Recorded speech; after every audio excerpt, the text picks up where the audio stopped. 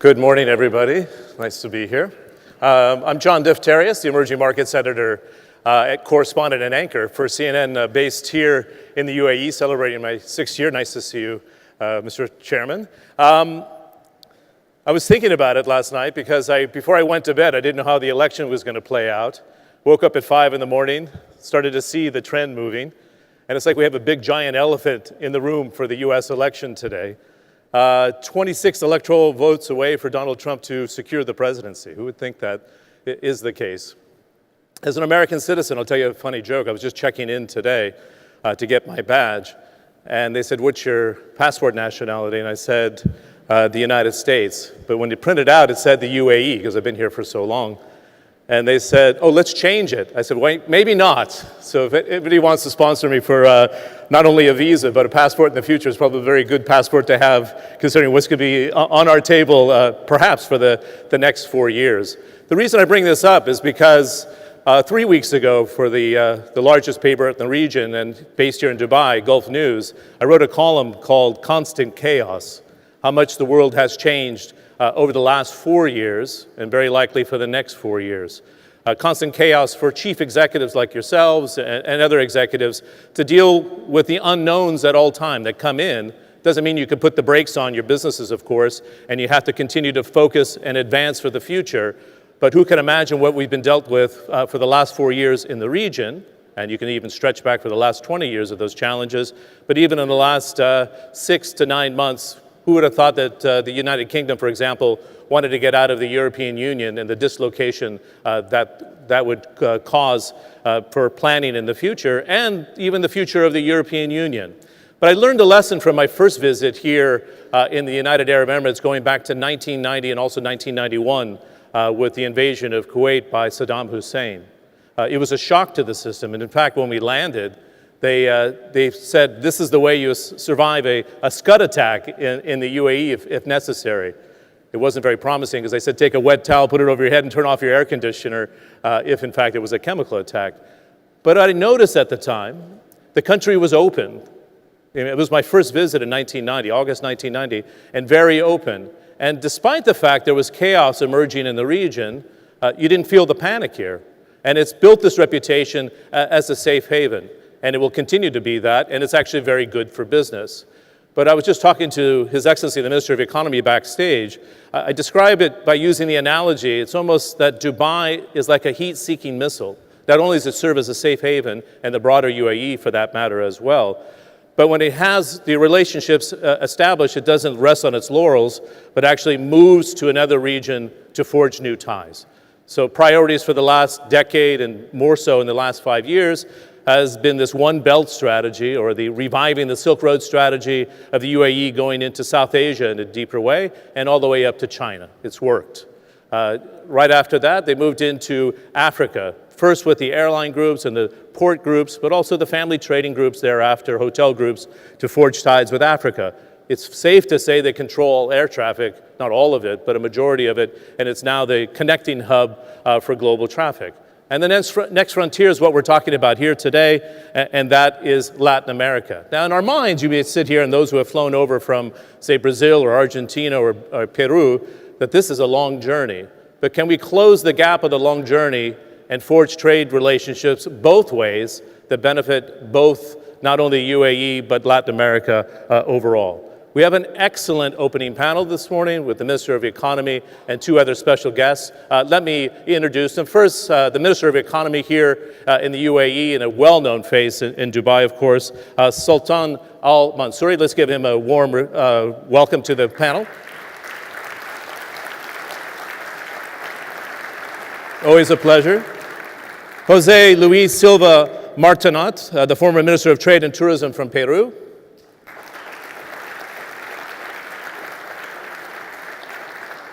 And Juan Manuel Vaquer, the President of Latin America for Dupont in Argentina.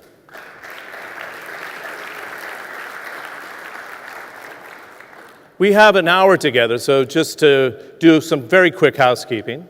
There's 2 ways you can ask questions. There's microphones right behind in each aisle, so it makes it super simple. Gentlemen, you can please sit down. Thank you very much.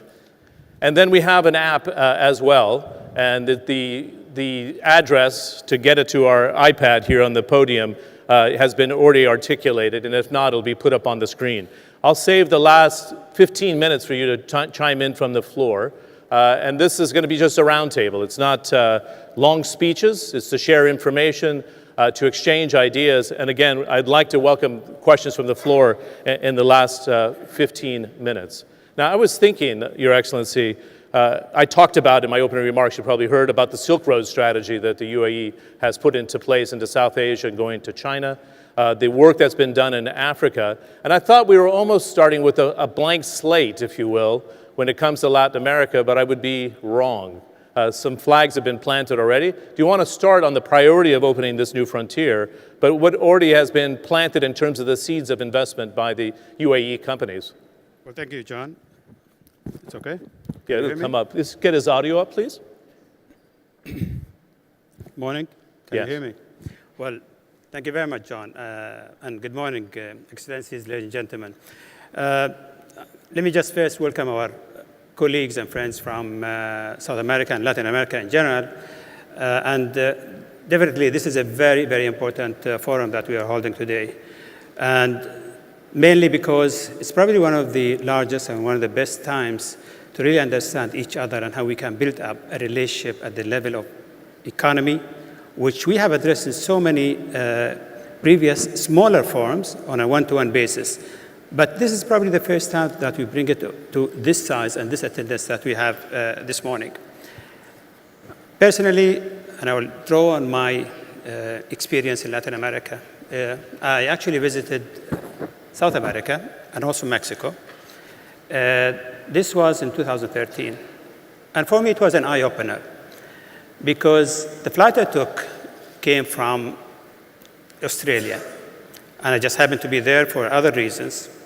But once we are arriving towards the tips of South America, and it was the morning, and I could see the potential of that continent.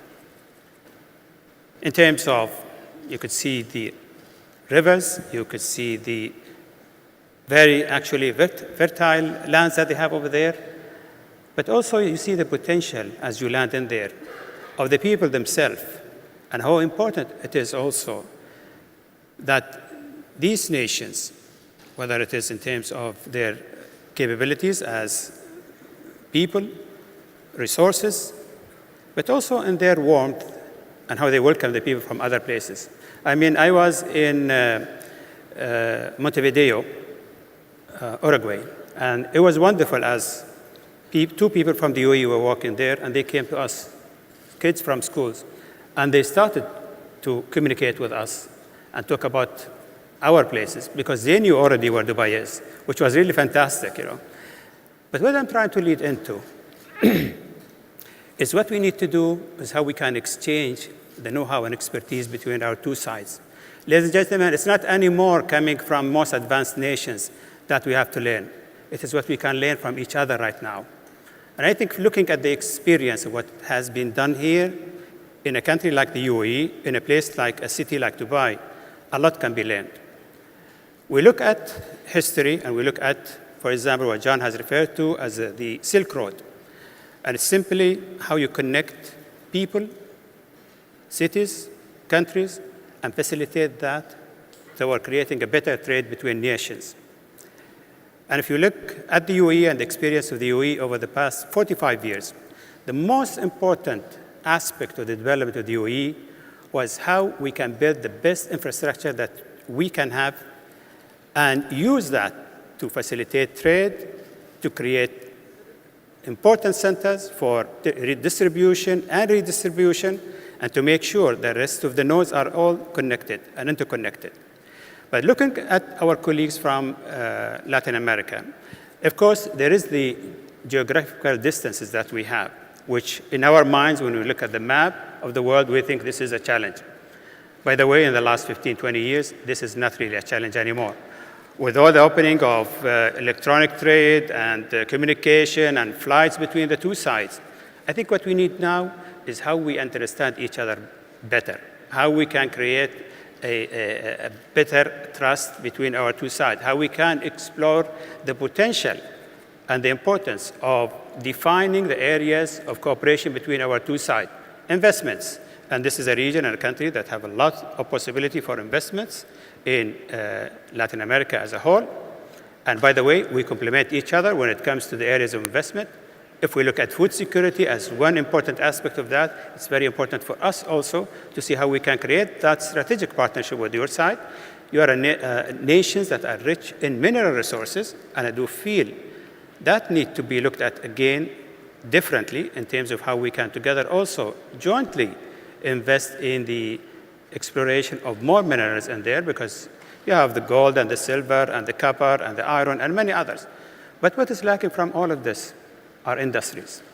Again, when it comes to industries, you need investment, you need know-how, you need expertise. It's not anymore the big chimney industries. It has moved into something else.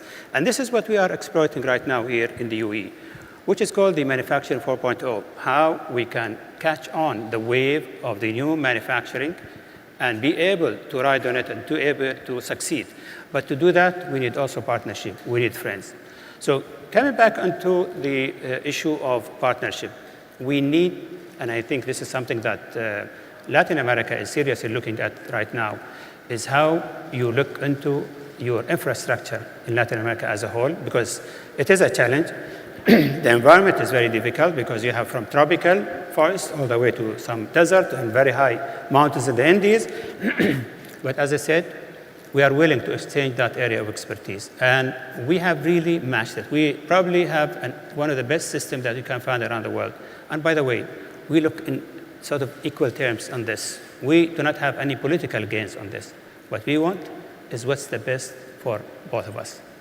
Great. Thank you very much, Minister. As you were speaking and listening to your kind of roadmap ahead, I looked into the audience, and I was going to suggest to Mr. Boham, he's very bold trying to hold an event the day after the election, right? Are people going to turn up to see? And the whole room is full here, giving an indication of how much interest there is in forging the relationships you were just talking about. Now, the reason I thought this panel was interesting is that the two gentlemen that are joining His Excellency, one's from Peru and one's from Argentina. So one that's been naturally a free trader before, and after years and years and years of kind of a cantankerous, if I can say that, I think it's a fair comment, president that was not open to the outside world and not able to leverage the natural blessings of what Argentina has, it's now open for business. So it's a good time for Argentina to reintroduce itself into new frontiers itself. Why don't we start with you, Juan Manuel, about the climate that's changing in Argentina now,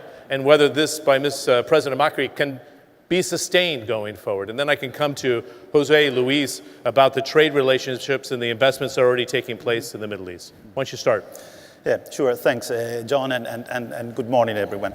Definitely, no. The change that we have seen in the climate, in the political climate in Argentina, is dramatic. No? With President Macri taking office on December the 10th, and one of the first things that he has indicated he wants to do is to open the country and re-enter the international scenario, no? And the potential is great, no? As His Excellency has pointed out, you know, everything is there, but we still need to capitalize the country, no? And that opens for a lot of opportunities, no? Argentina is definitely, after 10 years of being isolated, an undercapitalized country, no? And we need infrastructure to express all that potential, and that's where I see a lot of potential interactions and businesses between this part of the world and Argentina. Okay, you raise an excellent point. I would think, obviously, infrastructure and DP Ports, for example, is already in place. Dubai Ports is already in place in a number of countries in Latin America. Argentina is just a haven for the agricultural sector, and that food security is a very important point. Do you think Argentina can build those relationships, and is the sector sophisticated already enough to export on a grander scale?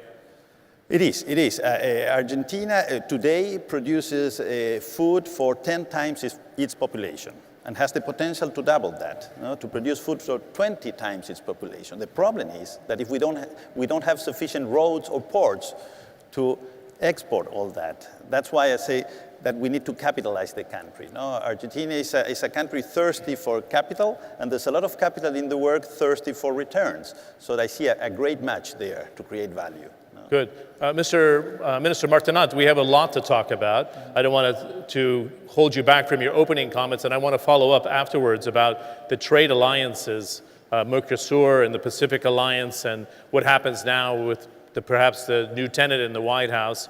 Does Latin America need to look elsewhere for its growth if the big wall is going to be built on the border of Mexico or not? But let's start with what you think about. And Mexico has to pay for it. They're going to have to pay for that wall. Let's start on the bigger picture of how you see relations evolving here, though. Well, we were talking, John, before the forum. We have 500 years of relation between the Arab world and Latin America. I was telling the minister that the first mayor of Lima was Arab descendant, and he answered me that when he visited Lima, he could read what it was written in the main plaza of Lima because there were Arabic words written there, and they were written 400 years ago. So if we are now more connected, you know, we have now the airplanes, the internet, as the minister says. If we can do much better things than we did before.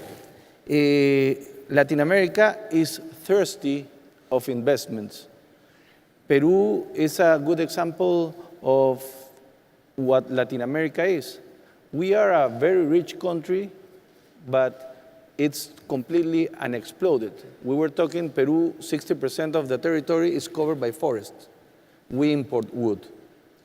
Yeah, it's like you were importing petroleum.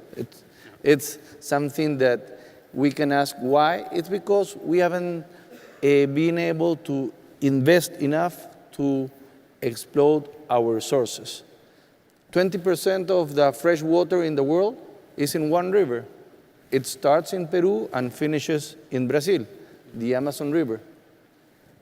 We have the potential of being the #1 exporter of non-commodity food, only as Peru, and we are working on that. We need a lot of investment. We have minerals, we have the richest sea in the world, but we have to do much more in the investment side. Now we have in Peru some investments, important investments of Arab companies. Dubai Ports manages the most important port in Peru. Abrash has invested in one of the most, how can I say this, not more important, is maybe the thing that makes Peruvians more proud now, our food. Abrash has invested in a holding company of several Peruvian chains of restaurants. It's now present in all Latin America, and we hope to become, after the Italian or the French food, Peruvian, one of the most important cuisines in the world, and we will do it thanks to the Arab culture, because Peruvian food has been influenced by the Arab culture, and thanks to the investments in that area by Arab companies. And I can continue talking, and maybe later we'll talk about the different areas where we can invest, or where can companies or funds of the GCC or the Arab world can invest in the region.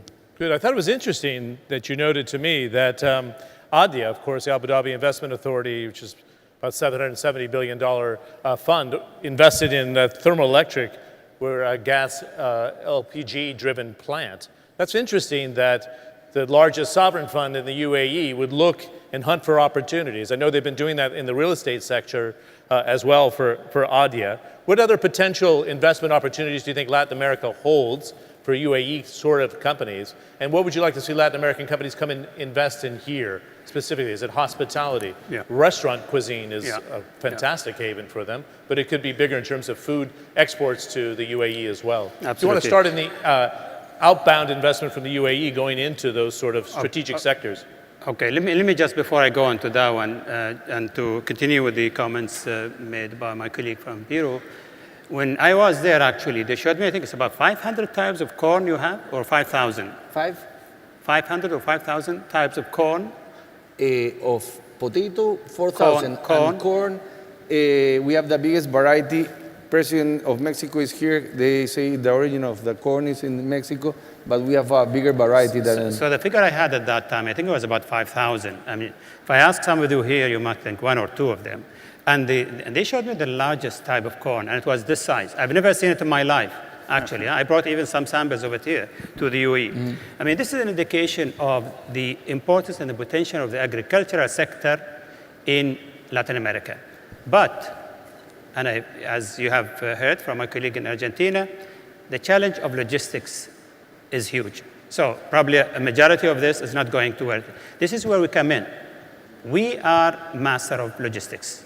We also have the ability to connect from here to the rest of the world. I can assure you of that.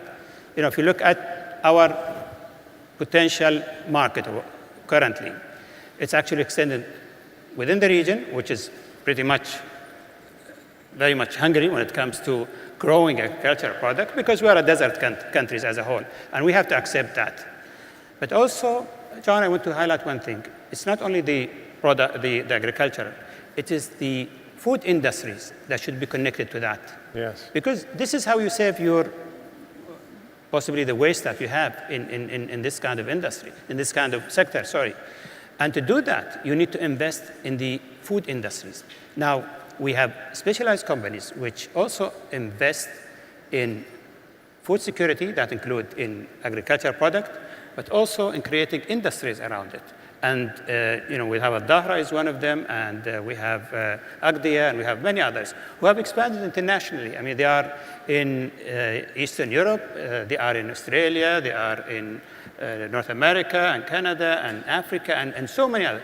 And this is what we need to connect to with our colleagues in Latin America. I mean, food industry is a very important part of that. The second one that you have mentioned, John, is the energy and renewable energy, because the UAE have really, aside from being a nation that has been able to diversify the economy, by the way, oil now contributes about less than 30% to the GDP of this country. And I always try to mention this because just to show you the dimension of the achievements in the last 45 years here in the UAE.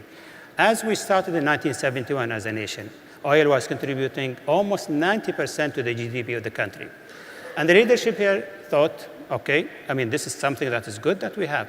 Let us turn that into something by which, as a tool, diversify our economy. And that's exactly what has happened over the years. Now we have a target. By the year 2021, where the UAE is going to be 50 years old, this should come down to 20%. And this is going on and on. This is, I think, a policy of diversification of the economy that we could also exchange, because we cannot really do it alone. We need partners to achieve that. So I believe on renewable energy with Masdar, which is a very important center for not only research, but also for investment. We have already provided for projects, invested in projects in Spain, in the UK, and many other parts of Asia also.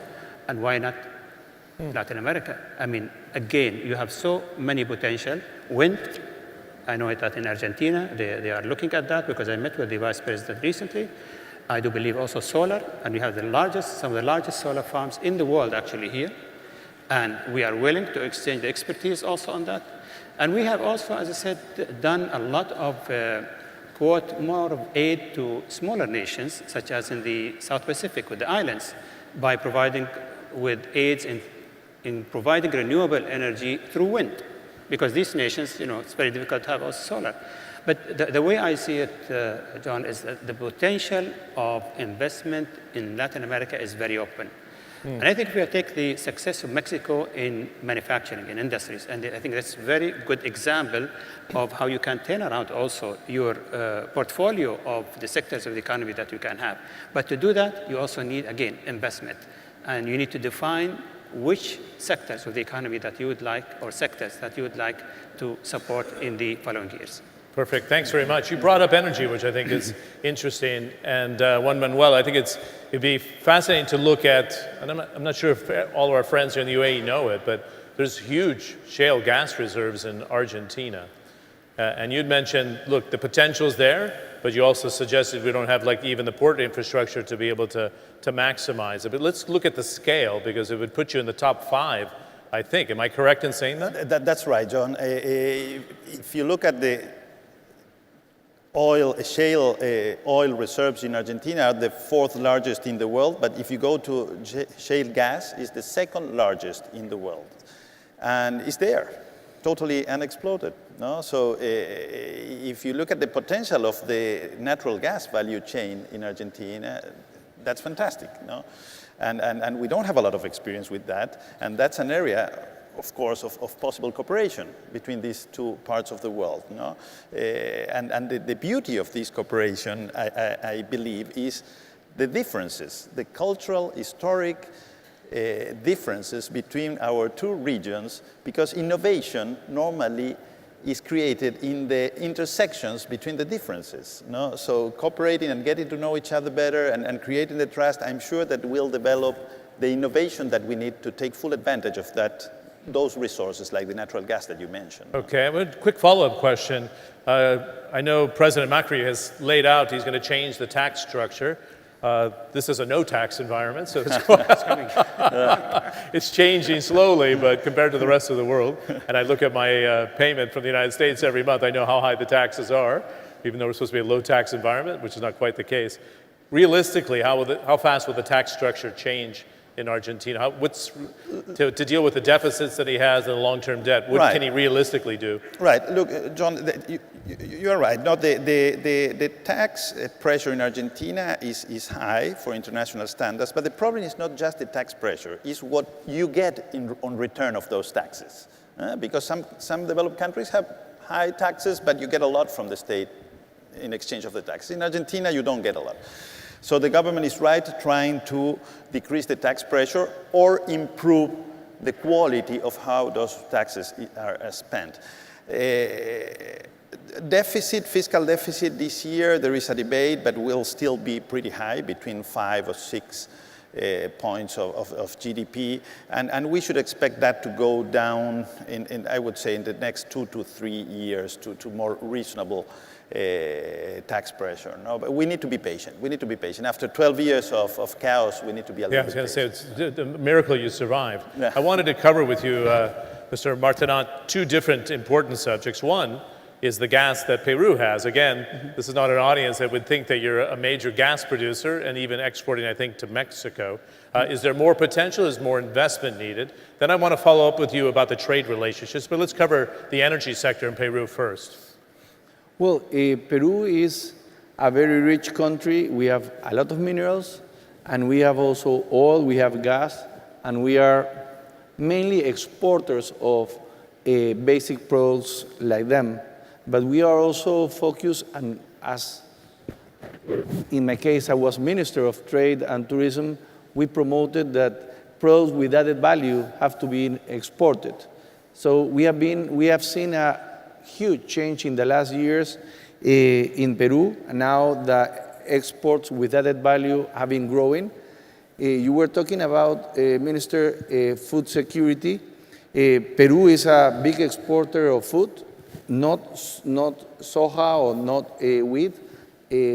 We export foods like vegetables and fruits, and we are promoting that areas that were desert become areas where we grow different products, because we have huge rivers, as we say, in the east part of Peru. So we are moving the water to the west where the deserts are. And we, as I said, we want to become the #1 exporter of that kind of products.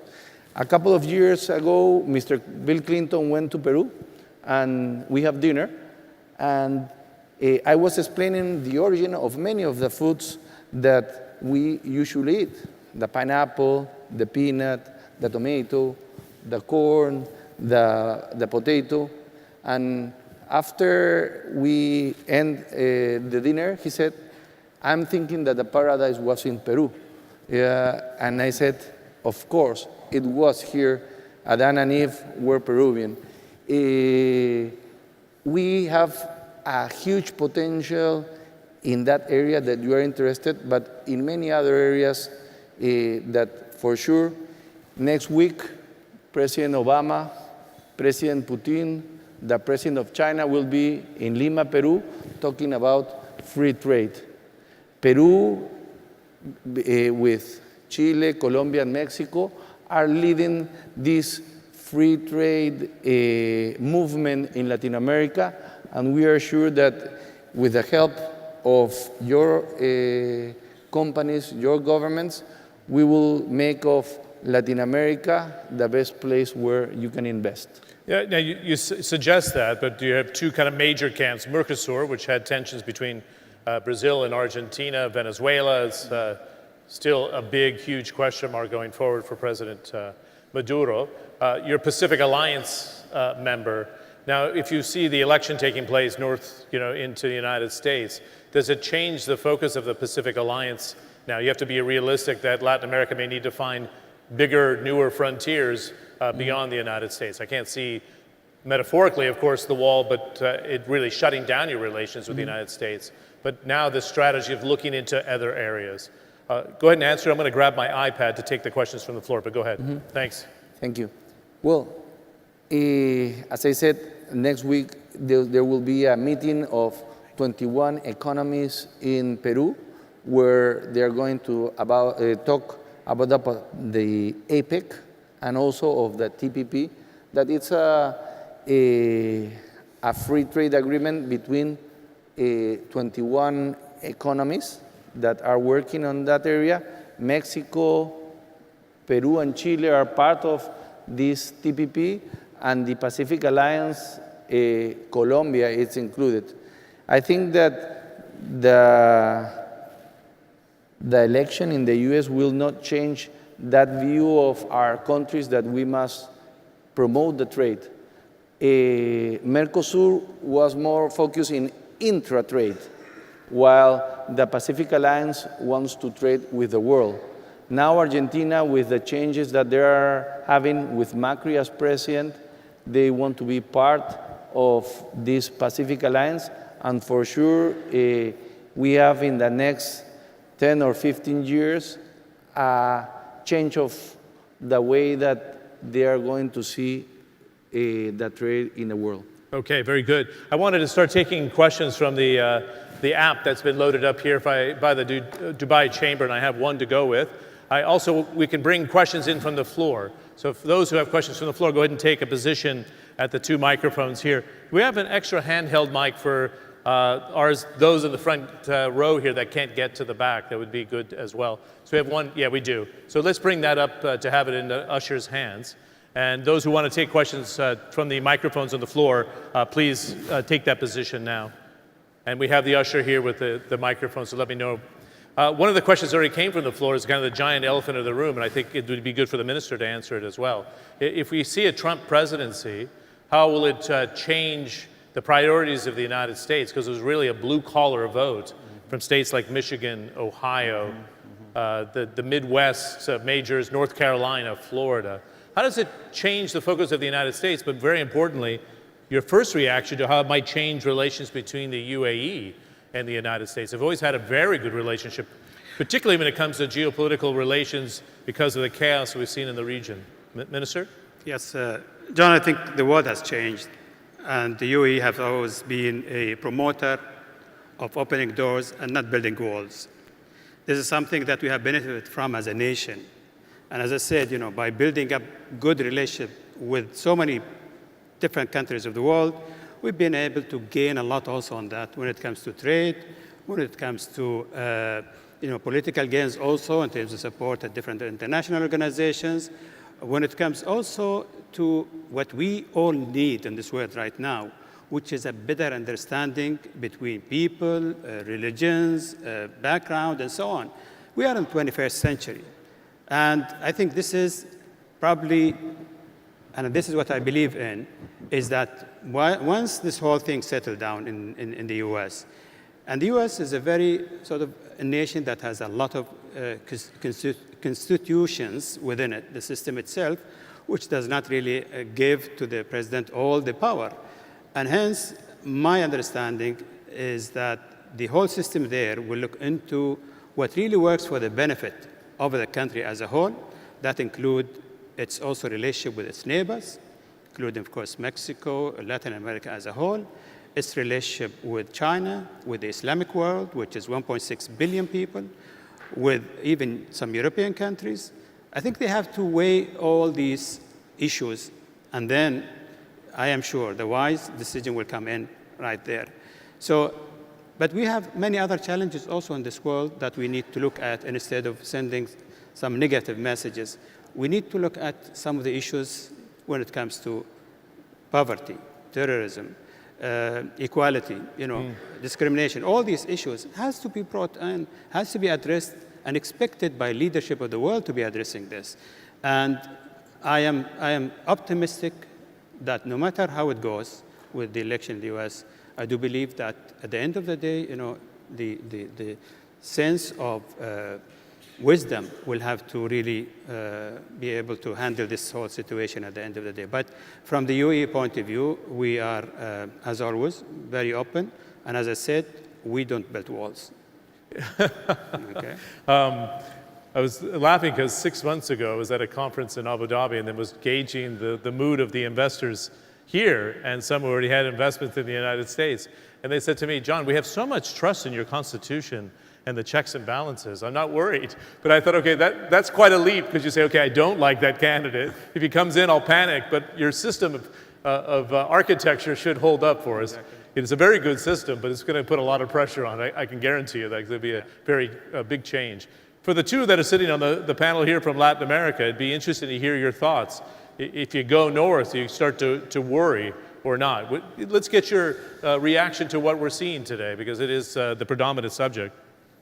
Well, certainly, I'm very interested in seeing how it's end up, no? But it looks, when I left my room this morning, it looked like the Republicans were going to win. And we can, this is speculation, but we can expect the U.S. to be more protectionist, with Trump in the White House. And I do believe that the checks and balances will avoid any major disruption. No, there is, some people say that the closer you are to the government, the more pragmatic and rational you become. When you are just a candidate, you can say whatever you want, and then the closer you get, you become more rational.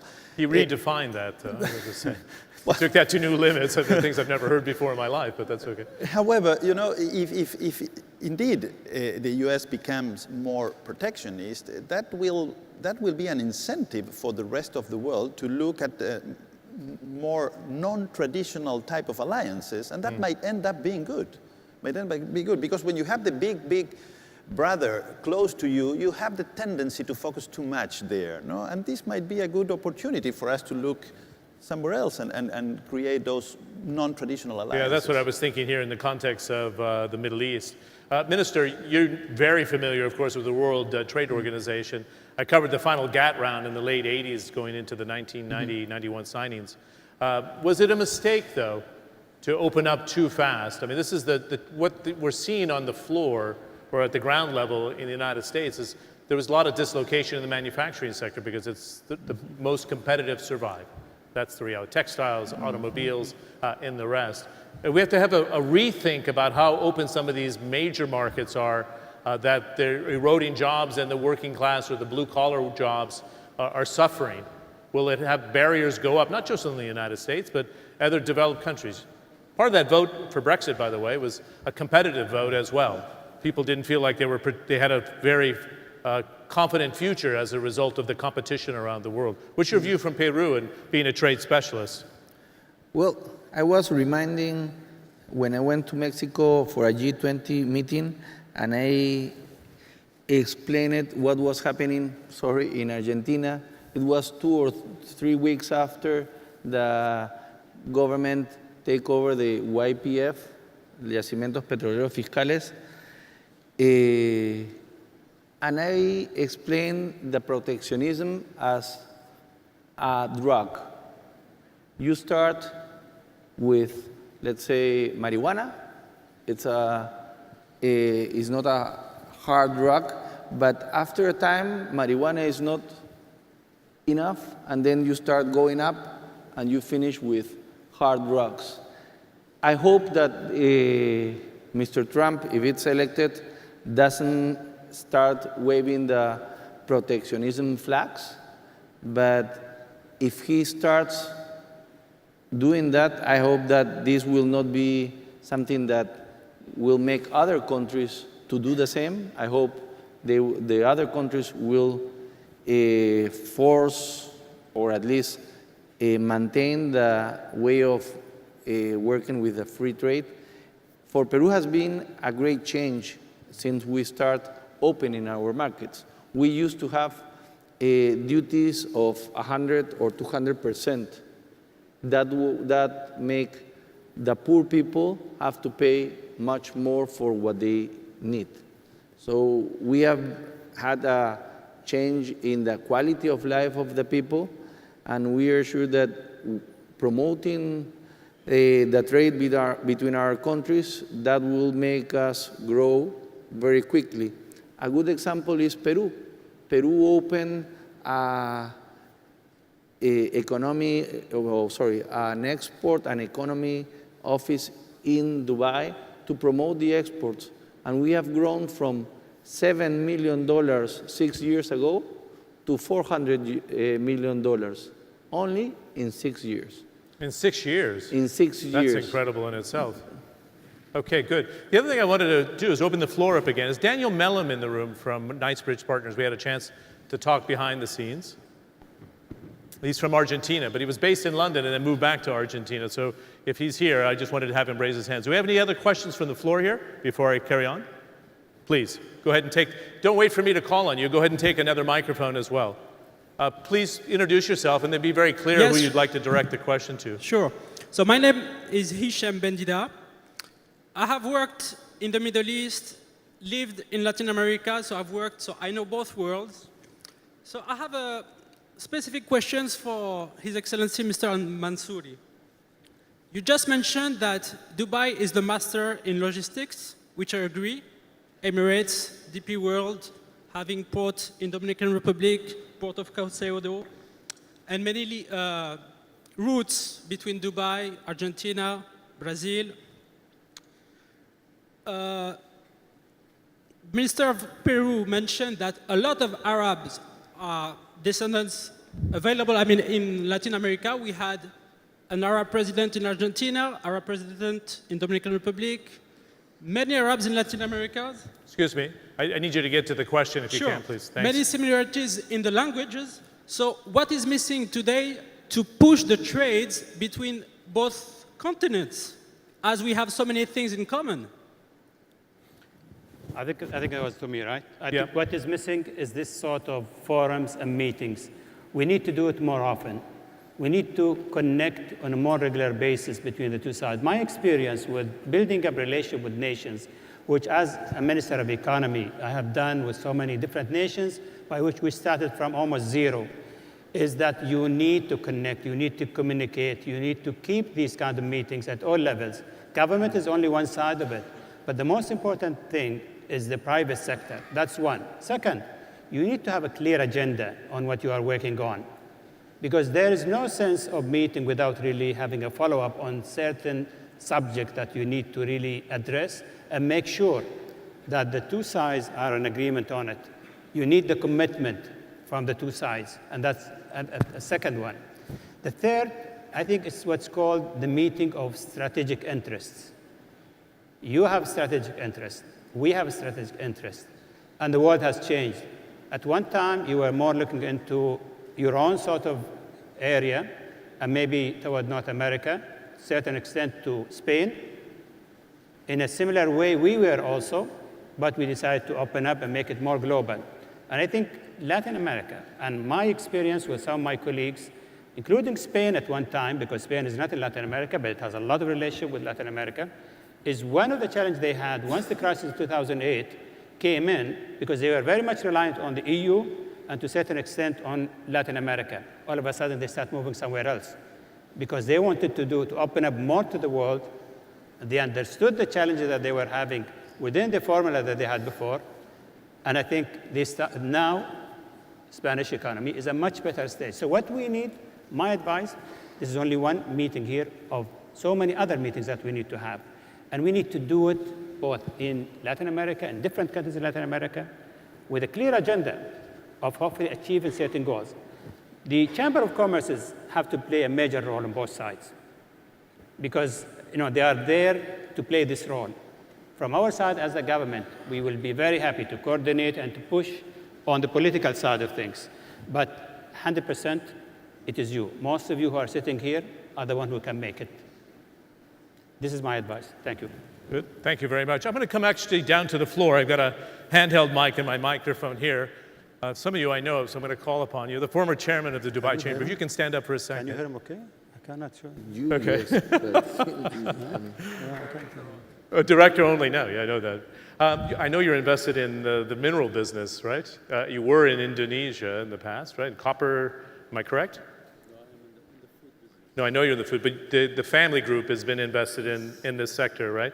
So we heard the opportunity, for example, in Peru and Argentina, as a family group, and a very large one here in Dubai. Have you looked into Latin America? I'm curious, or from what you hear today, will you steer in that direction? What do you think is the validity of convening so many people here today in that front? You see, Latin America can play a very big role, as the minister was mentioning, in the food security of this country. We don't produce our own crops and food. We rely nearly 90% on imported goods. And this is a very important, partners can be, South American can be our partners to us. I was recently in Argentina with the changes in the government, and you could see that there is now, the government is looking into producing more and more crops to export. I've noticed also from Uruguay and Paraguay, also they are also partners that could be, exporter of cereals and grains. I think there is a matches can be there, and there is a lot of opportunities can be played, but we need to get more and more connectivity to cement this relationship with more investment in both sides. And UAE can be one of the areas that can be a hub for goods and services out of Latin America to distribute into this part. There was one time I could see there is a pistachio, even though that there is a lot of pistachio in this part of the world, an American company brought in pistachio from the US and stored it here for distribution in the Gulf area, while Iran and other countries around us is full with pistachios. There is a lot of opportunities, and I think this is what could be one of the areas that our friends, colleagues from Latin America utilize the strategic location of Dubai and the UAE as a whole, as a platform to spring to the surrounding area. Like what we are doing now, we are also doing for UAE becoming a spring for going into Africa, for instance. Right, absolutely. So these are the areas, and I think the bread basket or the grain basket of the Gulf area here can be Latin America. Great, thanks. In fact, just as an example of that, I think the re-export trade for Indian products to the rest of the world using Dubai is about $70 billion in terms of bilateral trade, but they're using it into a springboard to other parts of the world. Okay, I'm starting to question this Latin American audience that we hear today here, because I've always understood in my 4 or 5 visits to Latin America that there's a lot of passion and they speak their mind and they don't hold back. I haven't seen one Latin American person from this first 2 rows put their hands up about the opportunity here. So I'm going to go actually poke around and bring in the former president of Mexico, if I may, Vicente Fox. Number one, you've had kind of one-on-one challenges with perhaps the next president of the United States. I want you to comment on that. That was a kind of a battle royale played out on television. Number two, what does it mean for NAFTA going forward? Do you think it's a real threat? So let's cover those 2 issues in itself. Are you really shocked by the news? Yes, shocked by the news. And, but that's the way democracy works. And you have to accept the result. but this result, very close. a possible Trump presidency, at least for what he has spoken, it's going to be complicated, particularly for Mexico. We are about to reach the trillion US dollars exchange between Mexico, United States, and Canada. I think he's been very ignorant on economic issues, specifically macroeconomic issues. And number two, he's been very ignorant about the difference between being a mediocre businessman and running a nation, especially a nation like United States. But what we have to do is deal with him now and deal with the trading issue and the wall issue. Of course, Mexico will never pay for that fucking wall. And if he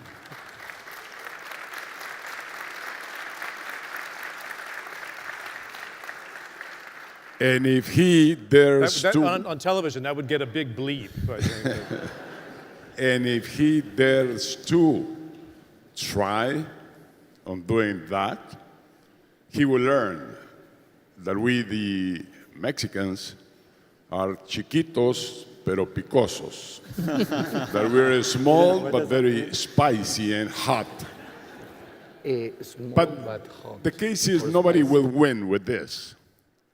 He will understand, maybe through the global US corporations and global economic experts of that nation, he will learn that if we go into trade wars, we all lose. And he will learn, different than that trade is a win-win situation. And the best proof is this forum, this global forum. Mexico has to look for new alternatives and new opportunities. And we have to do it with the South. Mexico has just one trade agreement with United States and Canada, but we have other 43 trade agreements. So the world keeps moving, and we will keep trading because that's the best way to create wealth, the best way to create jobs, and the best way to have a world that is harmonious and that is in peace. So we will be there working on this. I guess in this case, President of Mexico, Enrique Peña, that everybody criticized when he invited Senor Trump to come to Mexico. Now I guess he built a platform, a bridge, because we must try to save out of this situation what we have built for such a long, long time. Great. Thanks for taking the question. We're going to hear from the president tomorrow.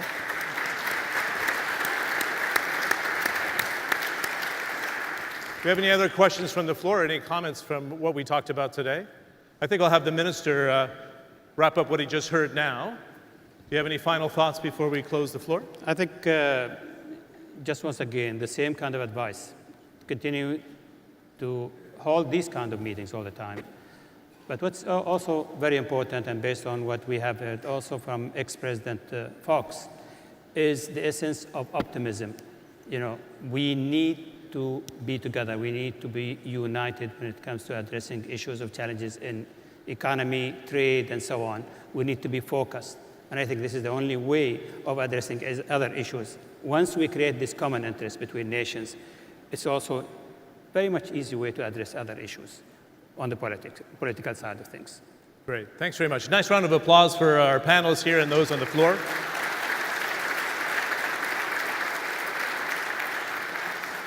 And Mr. Alguerrero, sorry to surprise you, but I knew you'd make a very good contribution. And as a journalist for almost 30 years, I knew Vicente Fox would be good value. So thanks for taking the questions from the floor. I really appreciate it. Nice round of applause for those in the audience. And thank you, gentlemen. Nicely done.